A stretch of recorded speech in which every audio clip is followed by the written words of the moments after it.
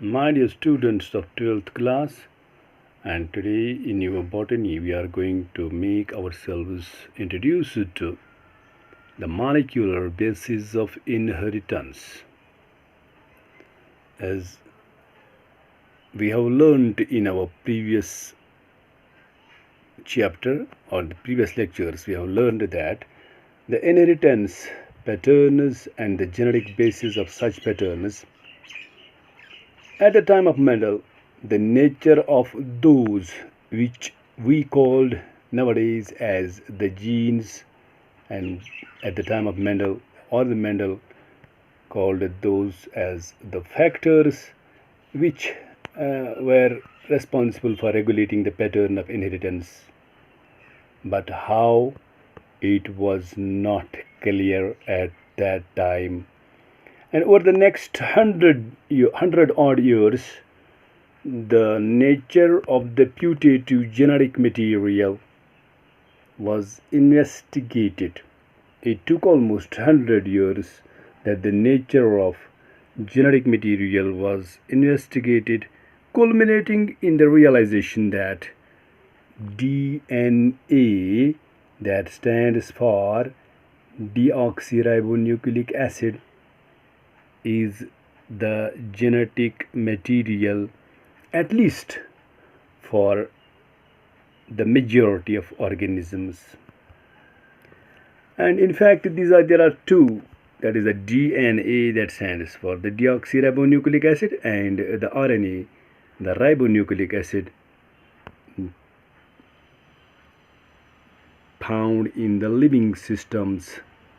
DNA acts as a genetic material in most of the organisms.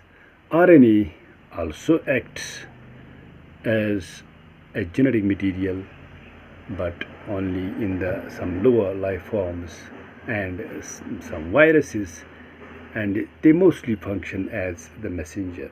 And RNA has other functions to carry out as well, which we will discuss later when we move ahead in this topic of molecular basis of inheritance.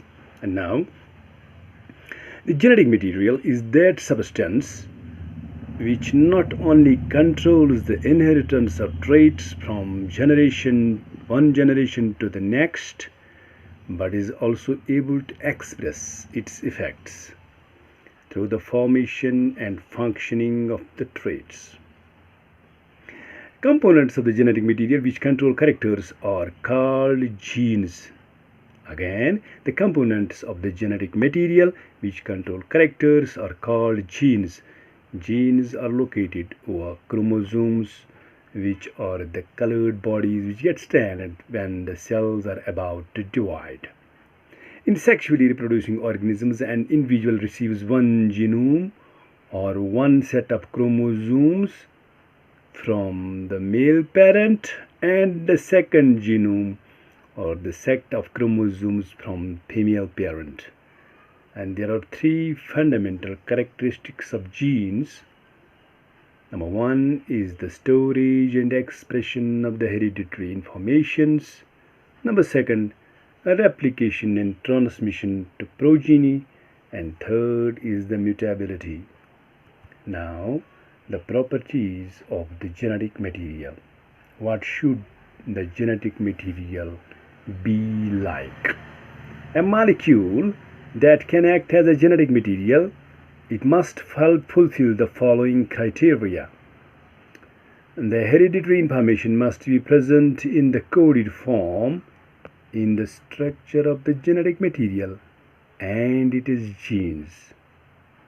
The structural elements of the genetic material must be ubiquitous in their distribution. It should have vast diversity, as is found in the innumerable forms of life.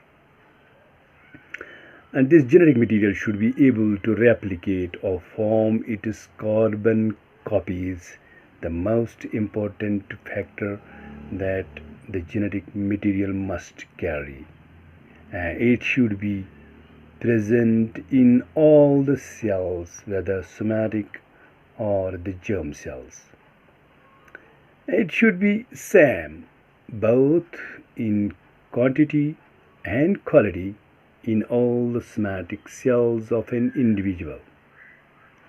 The replicated genetic material must be transferred faithfully from cell to its daughter cells and from one generation to the next. Now, the genetic material should be able to express itself through the formation of specific biochemicals. There should be some intrinsic control system for differential functioning of the genetic material or its genes, so that different parts of an organism are able to have specific size, structure, and functions. Also, there should be a sort of biological clock in the expression of the genetic material, such that it governs the development of the embryo, then to the juvenile state, and to the mature state, sexual maturation, and aging. There are occasional changes or mutations in the structure and functioning of its genes, which are of permanent nature and inheritable. These mutations are essential for evolution and adaptability. This means that the genes must be able to be mutated whenever desired or when under certain set of specific conditions. And the genetic material should be it should be stable both chemically and physically, and the genetic material must be able to express its effects in the form of Mendelian characters. And this is all about what the genetic material should look like or should be capable of, and these criterion are in fact fulfilled by the now known genetic materials, that is the DNA deoxyribonucleic acid and the RNA, that is the ribonucleic acid, which are highly stable biomolecules both chemically as well as physically, and they are the now known genetic materials. And what is their biochemistry or the biochemical nature of the genetic material, that we are going to discuss in the forthcoming classes, inshallah. Thanks. Have a nice day.